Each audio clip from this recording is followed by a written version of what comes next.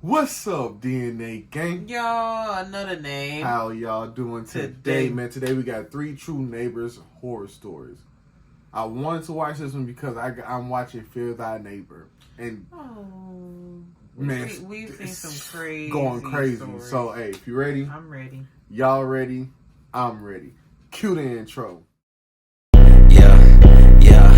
Let me draw the boat, bitch. You know I wreck the ship. Get it by the boat, watch a nigga make it flip. I ain't a little boat, but I just one night the bitch. Alright, before we get into the hit, subscribe and that like button. And a notification bell so you don't miss another video. Go show NaeYT channel some love down in the description. Remember the original link is down there too. Man, before we get into this, I hope I never have any encounters with my neighbors to where it's like we beefing or it's a weird motherfucker living over there. Don't go over there. Like, no, you know what? Like, they had somebody that was like that. We did.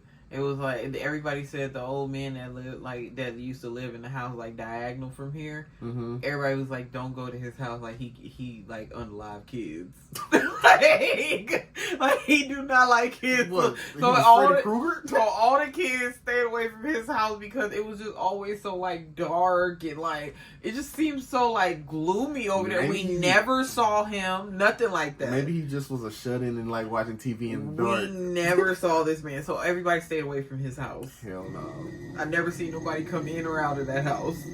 You know what? We had a lady like that too, because every time, but she was just a mean lady on the block because she didn't like nobody in her grass. She used to come outside all the time and just yell at us. They said he be unaliving kids. I was like, hold up, I'm cool.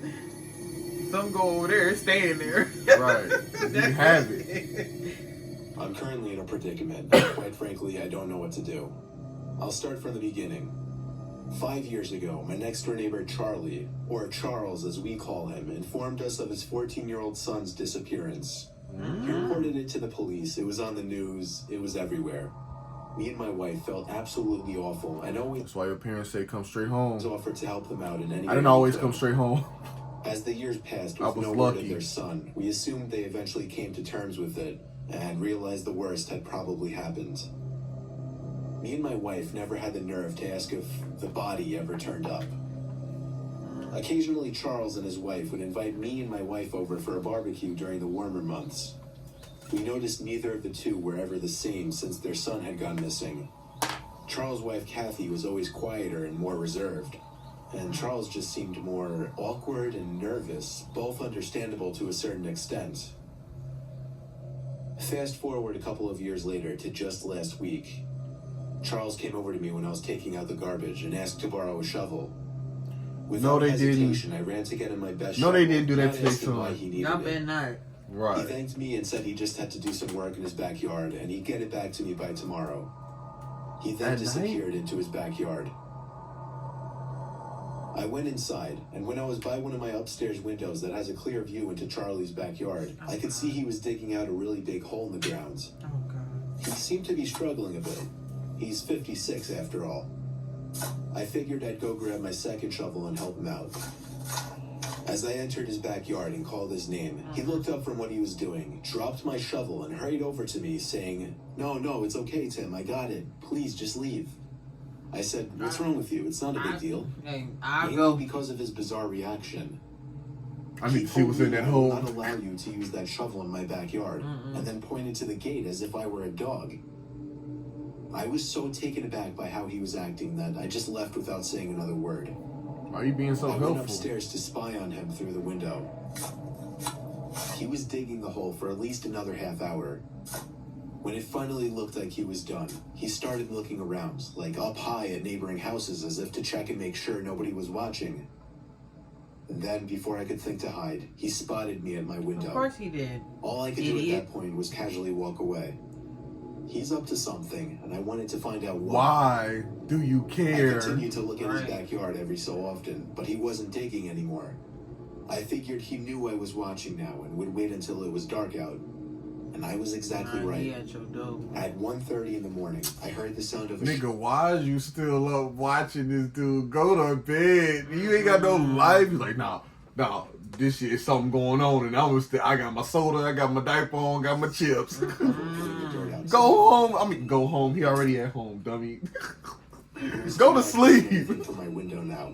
So I snuck outside quietly and looked over the fence in the backyard. Why? Why would you do that? I could see him digging loud and clear now. When he went inside his house, I took that opportunity to sneak into his backyard and take a look what at is what wrong was in the with hole you? He was digging. He must be white. Because black folks, we don't like going to nobody's yard unless our ball went over there. Right. And we still gonna... Hey, can I get my ball? Right. Or can you give me my ball back? Right. Can I go get it real quick? Yeah, hurry up. Right. The moonlight alone revealed a small piece of a black garbage bag protruding from the dirt at the bottom. So only white kids be able to be in other white people's backyards because, you know, they get us. We can't be in nobody's backyard. You steal it. The hole. Not even our own. I looked at his back door and back at the hole. I did this 3 more times, deciding whether or not to see what was in the bag. Why? In the end, I decided to run back to my backyard. And it was a good thing I did, because he came back outside seconds later. But he wasn't digging. In fact, he disappeared to the other side of his house and didn't come back. He seen you. I went back into my house and quietly got back into bed, trying not to wake up my he wife. ain't gonna be in your house. The next day, the first thing I did was look out my window to see that the hole in the ground was completely patched up in Charles' backyard. I also noticed that his SUV was parked in the street now instead of his driveway. I don't know what happened throughout the rest of that night. I be nosy. I ain't gonna say a lie. I be neighbor watching too sometimes. But to think that what was at the bottom of that hole, I gotta know who live around me. Body. For all I know, he dug up that hole to remove whatever he had previously buried down there and drive it somewhere else to dump it. This is all speculation. Call me crazy if you want. They did this. I haven't told anyone, not even my wife. And quite frankly, I don't know what to do. Charles never gave me back my shovel. I'm not going to ask him for it. Right. In fact, he's been avoiding me ever since. And something disturbing happened yesterday.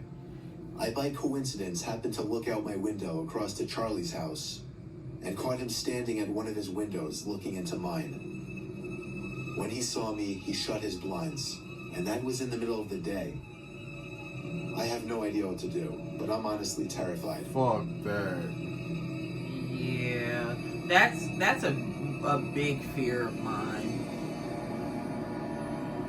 One day I just look out my window and I see somebody just staring at me. Absolutely not. I probably have a heart attack. I probably move. Right. I've lived in 3 houses in my life. 2 with my family and my current house by myself. We lived in the first house for the first 15 years of my life, and the second house the next 7 before I moved out to my current home.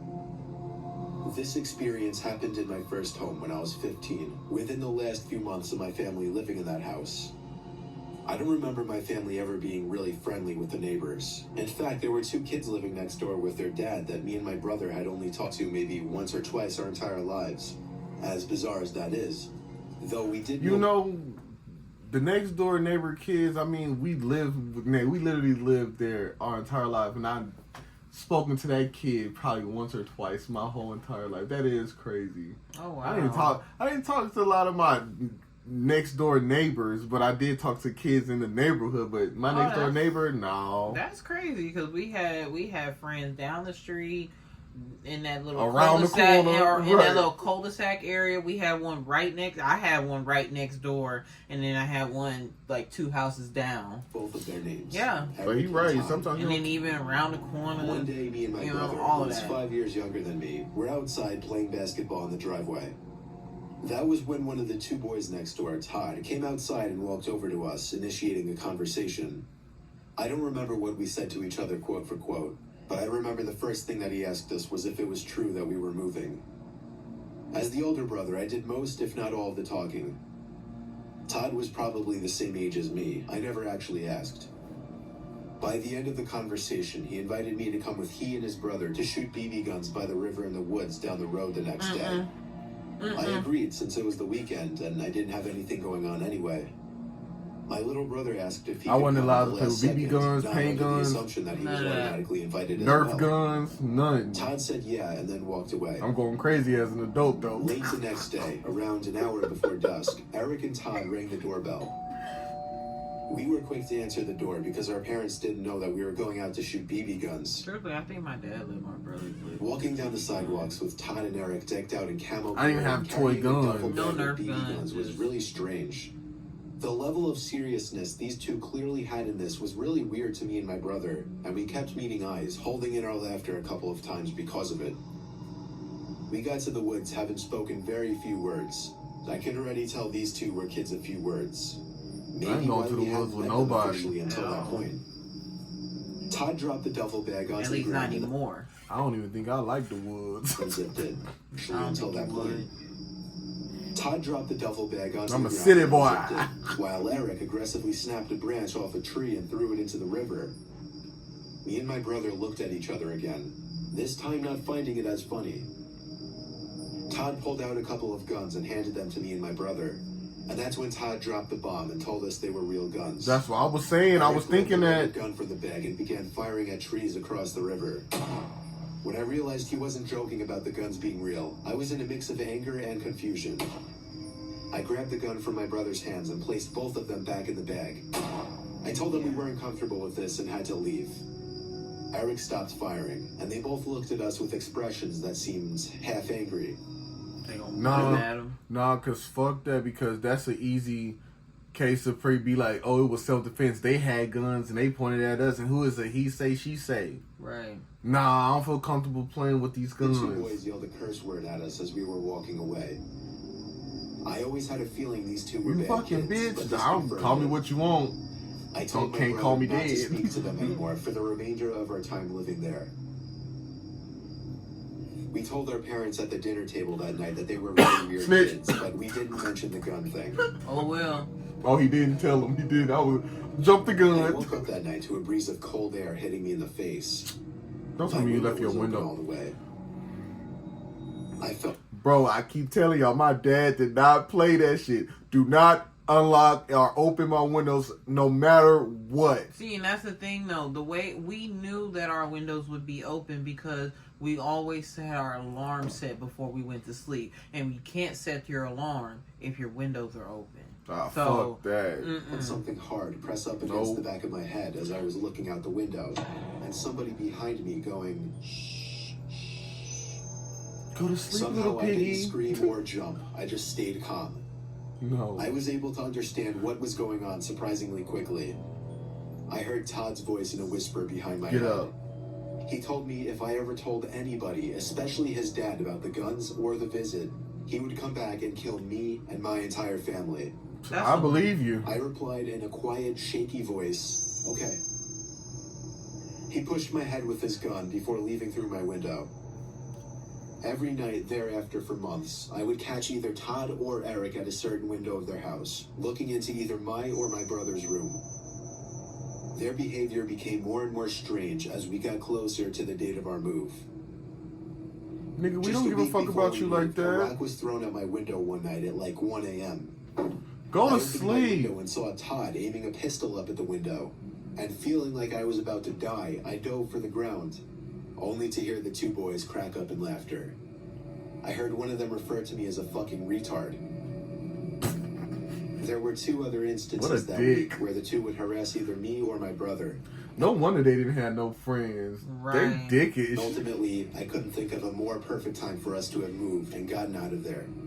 You know what my last dickhead move would have been? Oh yeah, your son's got that gun. Right, as we already driving by, right? After all these years, let it be your luck. Sorry, kids, we had to move back. Right, we couldn't go up on the house. What? About the boys or their threats. All I know is those two boys were trouble, and it was a good thing we got out of there when we did. Yeah, you think?